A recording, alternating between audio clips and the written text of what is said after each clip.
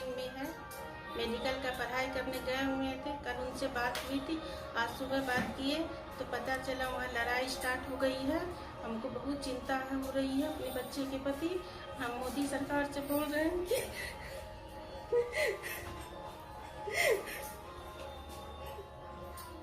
मेरे बच्चे को जल्द से जल्द वापस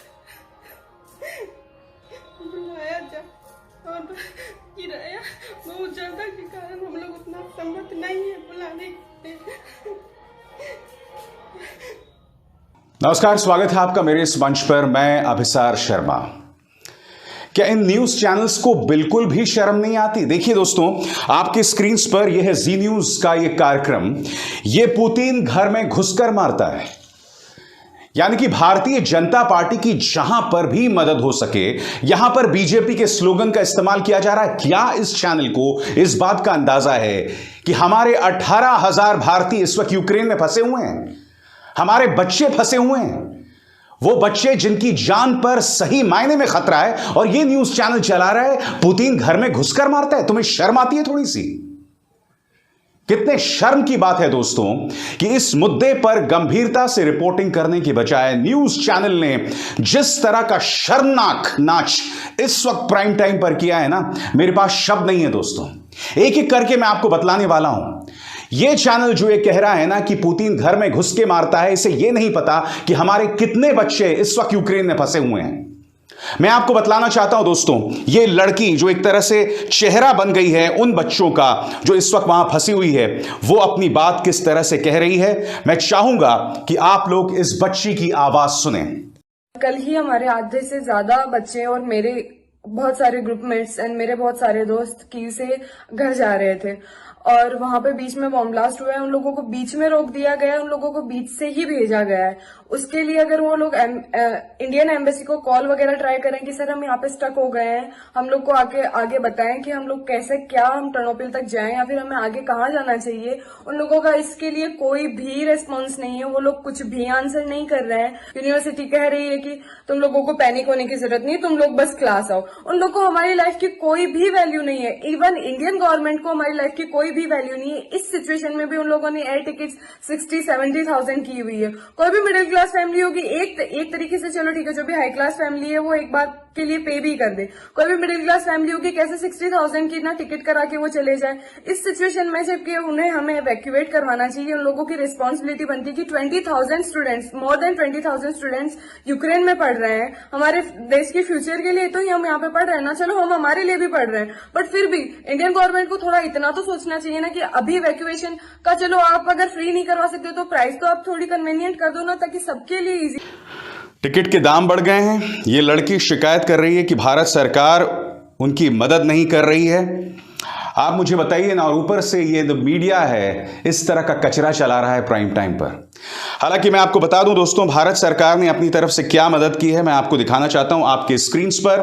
to assist in evacuation of Indian nationals from Ukraine, MEA teams from India and Hungary, यानी कि हंगरी का जो हमारा दूतावास है, पोलैंड में हमारा दूतावास है, लिथुआनिया, स्लोवाकिया, इन तमाम जगहों से वो लोग यूक्रेन पहुंच रहे हैं, और यूक्रेन की उस सीमा जो सटी हुई है, इन तमाम जगहों से वहां से उन्हें निकाला जाएगा। तो भारत सरकार यह कर जरूर रही है, मगर सबसे ज्यादा शर्मनाक किरदार इस मीडिया का है जो मैं आपको लगातार दिखा रहा हूं। और बात यहां नहीं रुकती दोस्तों, ये देखिए, फिर देखिए इस न्यूज चैनल को। आपके स्क्रीन पर प्रधानमंत्री नरेंद्र मोदी और यूक्रेन के राष्ट्रपति ज़ेलेंस्की, और यह चैनल क्या कह रहा है? सबने अकेला छोड़ दिया तो मोदी से मांगी मदद। यानी कि प्रधानमंत्री का महिमा मंडन यहां पर भी करना है तो किसी भी कीमत पर करना है। अब मैं आपको बतलाना चाहता हूं दोस्तों, वहां के एम्बेसडर जो हैं, हमारे जो भारत में एम्बेसडर हैं यूक्रेन के, आइगोर पुलिखा, उन्होंने क्या कहा कि हम भारत से नाखुश हैं। हम भारत से लगातार अपील कर रहे हैं कि आप रूस से अपील कीजिए। उन्होंने महाभारत तक का भी हवाला दिया। सुनिए उनके राजदूत क्या कह रहे हैं। और ये पोल खोल रही है जी न्यूज जैसे न्यूज चैनल्स की जो इस तरह की खबरें चला रहे हैं। देखिए साहब। To your citizens in Ukraine was just not to go out, not to go to Kiev, and recommendations and the statement of your Ministry of External Affairs was that India is closely following development of events. We are deeply dissatisfied with this position. What does it mean, closely following or more closely? Now 10-15 people are killed. When hundreds or thousands will be killed, in this case, what will happen? Is following more closely. We are waiting, we are asking, we are pleading for the strong voice of India. सोच की भी सिहरन पैदा होती है दोस्तों, वो बच्चे जो इस वक्त फंसे हुए हैं, सोच की भी सिहरन पैदा होती है। उन बच्चों के जहन में किस तरह का डर इस वक्त होगा, क्योंकि रूस लगातार आक्रमण कर रहा है दोस्तों। उन 19 से 20 हजार भारतीय स्टूडेंट्स की जान वाकई खतरे में है। मैं चाहूंगा कि एयरपोर्ट में फंसे ये बच्चे क्या कह रहे हैं आप सुने और आपको पता चलेगा। 1 मिनट की इनकी बातचीत है, मैं चाहता हूं आप ये सुने, ये देखें, जिससे आपको पता चलेगा। हम लोग रात भर यहाँ पे आए हुए हैं, हम डिफरेंट यूनिवर्सिटी से आए हुए हैं, बहुत सब अलग अलग जगह से आए हुए हैं। हम एम्बेसी को कॉल करे जा रहे हैं, यहाँ पे हम बहुत परेशान हैं, लेकिन एम्बेसी कोई जवाब नहीं दे रही है। ना यहाँ से जाने के लिए कोई रास्ता है हमारे पास, टैक्सी वाले नहीं मिल रहे हैं और कुछ भी नहीं है, और एम्बेसी कोई जवाब देने को तैयार नहीं है। तो अब हमें जवाब दिए, हम करें क्या? एम्बेसी हमारी जो एम्बेसी है कीव में वो बंद हो चुकी है, मतलब उन्हें बोल दिया गया है, ऑर्डर आ गए हैं कि इंडिया जा रही है एम्बेसी। तो अब यहाँ पे कोई हेल्प करने के लिए तैयार नहीं है, टैक्सी नहीं मिल रही है, बस नहीं मिल रही है, हम कहाँ जाएं मतलब। और हमारी रिक्वेस्ट है कि सिर्फ हमें सेफ जगह पे लिया जाए। हम ये नहीं कह रहे कि हमें तुरंत इंडिया वापस जाना है, पर हमें एक सेफ जगह, हम एम्बेसी से ये चाहते हैं कि हमें एक सेफ जगह दी जाए। तो देखा आपने उन बच्चों में डर। अब सोचिए उनके मां बाप किस डर से गुजर रहे होंगे। क्या आप कल्पना कर सकते हैं दोस्तों? क्या आप कल्पना कर सकते हैं? और ऐसे में हमारे मीडिया का क्या किरदार होना चाहिए और वो किस तरह की हरकतें कर रहा है। मैं फिर कह रहा हूं, कहीं ऐसा तो नहीं है कि प्रधानमंत्री की सारी ऊर्जा जो है वो उत्तर प्रदेश चुनावों में ज्यादा है बनिस्बत इस मुद्दे के? क्योंकि यह मुद्दा तो कई दिनों से चला आ रहा है ना। मैं ये समझना चाहता हूं अब तक कितने प्लेन्स ने भारतीयों को वहां से निकालने का काम किया है, क्योंकि यह मुद्दा चला आ रहा था। हमें इस बात की आशंका भी होनी चाहिए थी, क्योंकि देखिए प्रधानमंत्री के लिए हजारों करोड़ के नए प्लेन्स खरीदे जाते हैं उनकी शान में, और खरीदा भी जाना चाहिए, भाई वो देश के प्रधानमंत्री हैं। मगर इन भारतीयों को निकालने का भी तो जरिया होना चाहिए था। और दूसरी तरफ उनके महिमा मंडल में कोई कमी नहीं है। यह देखिए, मोदी का फैसला मानेंगे पुतिन बाइडेन, यह चला रहा है ये चैनल। मानो प्रधानमंत्री नरेंद्र मोदी ने पुतिन से कहा होगा, ए भाई सुनो पुतिन, भाई यूक्रेन पर बिल्कुल हमला मत करो। ए बाइडेन सुनो, तुम दोनों आपस में मत लड़ो, तुम दोनों न्यूक्लियर वेपन्स वाले देश हो, अगर लड़ाई करोगे तो हो सकता है दुनिया भी खत्म हो जाए। क्या प्रधानमंत्री उसे ऐसा कह रहे होंगे? बात यहां नहीं रुकती है दोस्तों, आगे देखिए। युद्ध का डर, भारत का प्लान क्लियर। आगे, पुतिन को मोदी का ग्रीन सिग्नल। अरे भाई किस बात का ग्रीन सिग्नल? मैं समझना चाहता हूं किस बात का ग्रीन सिग्नल दिया। अगर प्रधानमंत्री नरेंद्र मोदी व्लादिमीर पुतिन को मशवरा दे रहे हैं तो प्रधानमंत्री नरेंद्र मोदी ने व्लादिमीर पुतिन से यह बात क्यों नहीं कही कि आप यूक्रेन पर हमला मत कीजिए, कई लोगों की जानें जाएंगी। आज सुबह ही यूक्रेन कह चुका है कि 137 लोग मारे जा चुके हैं, जिनमें कई नागरिक भी शामिल हैं। तो अगर इन चैनल्स के मुताबिक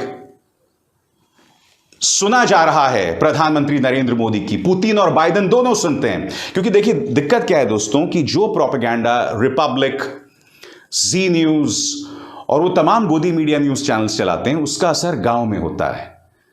गांव में या आप शहरों में कई लोगों से जाके मिलें तो वो लोग वाकई इस बात को मानते हैं कि पुतिन और बाइडेन जो भी काम करते हैं मोदी जी से पूछकर करते हैं। तो मैं फिर इन्हीं से सवाल पूछना चाहता हूं। चलिए, ये जो चैनल कह रहा है सही कह रहा है कि प्रधानमंत्री नरेंद्र मोदी पुतिन और बाइडेन को समझाएंगे, मगर मैं यही तो समझना चाहता हूं कि भैया क्या समझाया?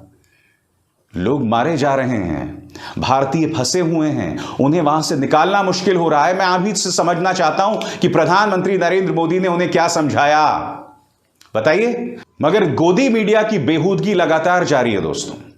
आपके स्क्रीन पर यह वीडियो न्यूज 24 और जी न्यूज ने इस्तेमाल किया है। इसे बता रहे हैं वो जो अभी जंग चल रही है उसका फुटेज, उसका वीडियो। क्या आप जानते हैं कि इसकी जब पड़ताल हुई तो पता चला कि यह एक एक्सरसाइज है जो 2016 में हुई थी। 2016 का यह वीडियो है, जी हां, क्योंकि जी न्यूज इसमें कह रहा है यूक्रेन में उतरे रूसी पैराट्रूपर्स। नहीं साहब, यह 2016 का वीडियो है। फिर देखिए न्यूज 24 ने भी ये वीडियो चलाया, और ये वीडियो क्या आप जानते हैं जो इस वक्त चल रहा है, ये है 2015 का वीडियो। और इसमें फैक्ट चेकर मोहम्मद जुबैर ने कहा है news 24 aired a 2015 video of port explosion in China as Russia bombing Ukraine. यानी कि चीन के बंदरगाह में एक धमाका हुआ, और ये लोग क्या बता रहे हैं कि रूस जो है वो हमला बोल रहा है यूक्रेन पर। इस तरह का झूठ लगातार लोगों को दिखाया जा रहा है।